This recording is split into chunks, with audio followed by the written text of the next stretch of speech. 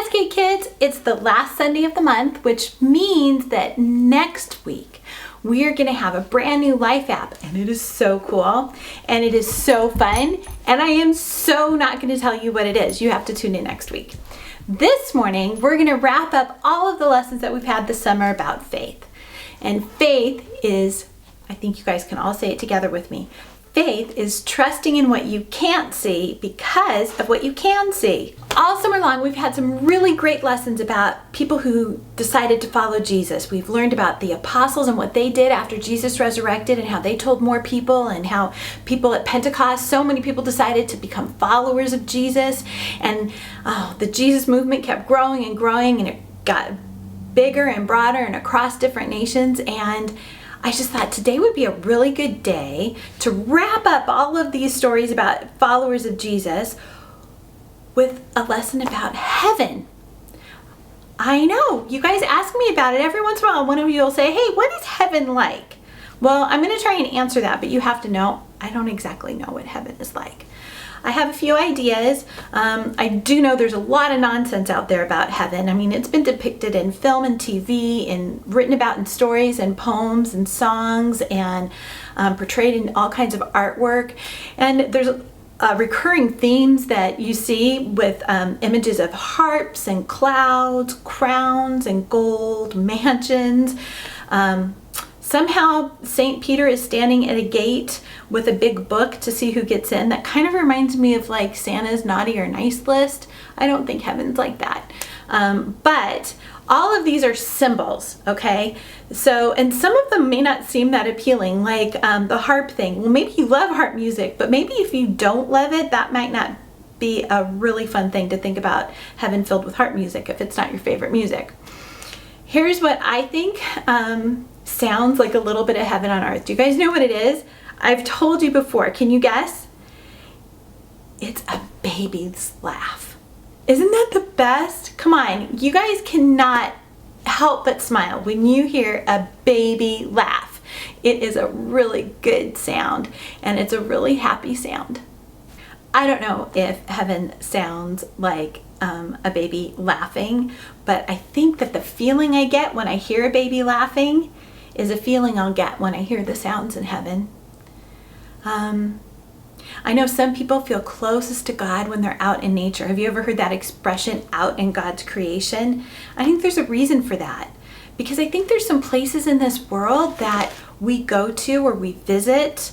And I mean, by the way, it could just be in your backyard or just a trail in your neighborhood or something. But I think there's some places that are really big, that really help us sense God's creation in the world, like the Grand Canyon or Mount Everest or the Great Barrier Reef.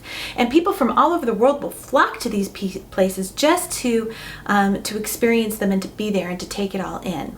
People that don't even know God. And I wonder that, I mean, surely they go there to see the landscape, but I wonder if they walk away feeling touched somehow by God, by having known that they were in the presence of something that was created by God. Have you ever been to a place like that? A place that is just so amazing that you think, wow, God made this place.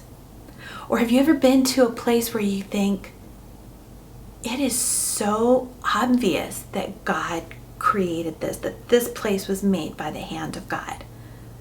And that you wonder how somebody else who's taking pictures or selfies can't just recognize that?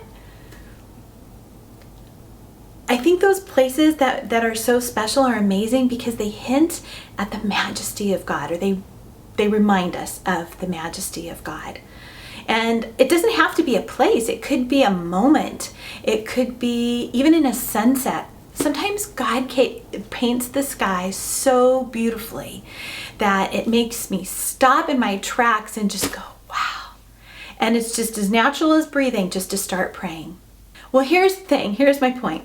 There are places here on this earth that remind us of God's majesty and help us feel His nearness.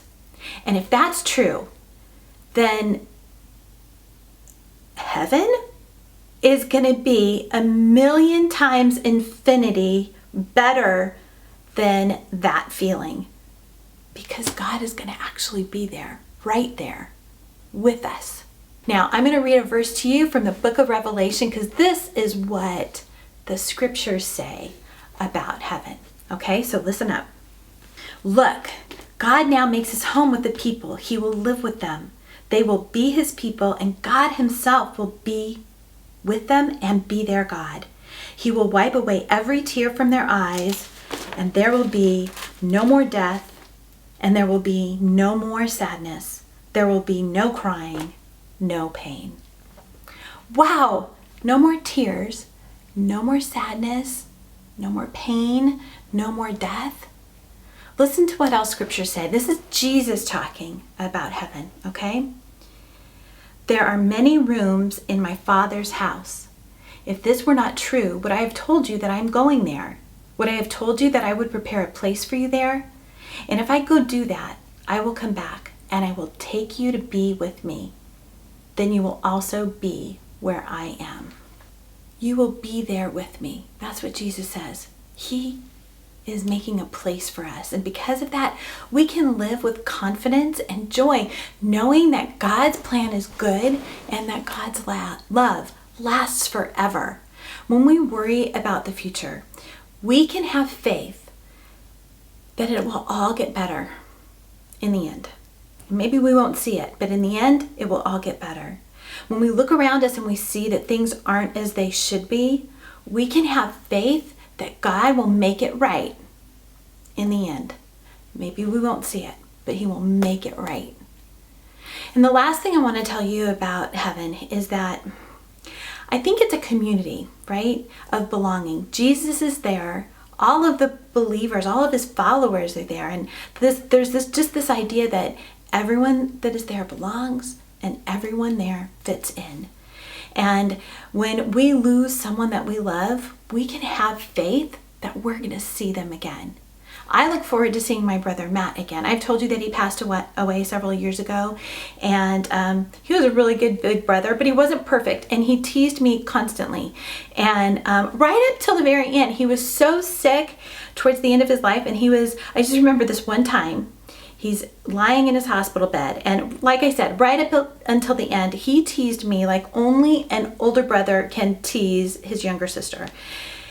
And he's laying in that bed, and he cracks open an eye, and he says, Angela, I'm going to get there first, and I'm going to get the better spot. He was talking about a better spot in heaven.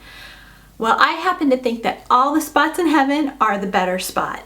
I just want you to know that. But the point is that I'm going to see my brother again. He believed in Jesus. He was a follower of Jesus. He's in heaven with Jesus, and he's not in pain anymore. He's not sick anymore. And my mom, she's in heaven too. She's with Jesus, and she's with my brother. And you know what? She doesn't have Alzheimer's anymore. We talk a lot about hope, the hope that we have in Jesus, and this is what that hope is. I just want you guys to know that. I don't know everything there is to know about heaven. I don't know exactly what heaven is like, but what I do know is this. Following Jesus will turn out greater than you can imagine.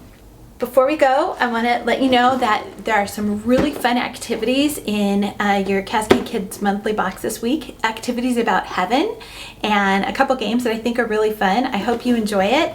And let's continue now in worship with Pastor Tim.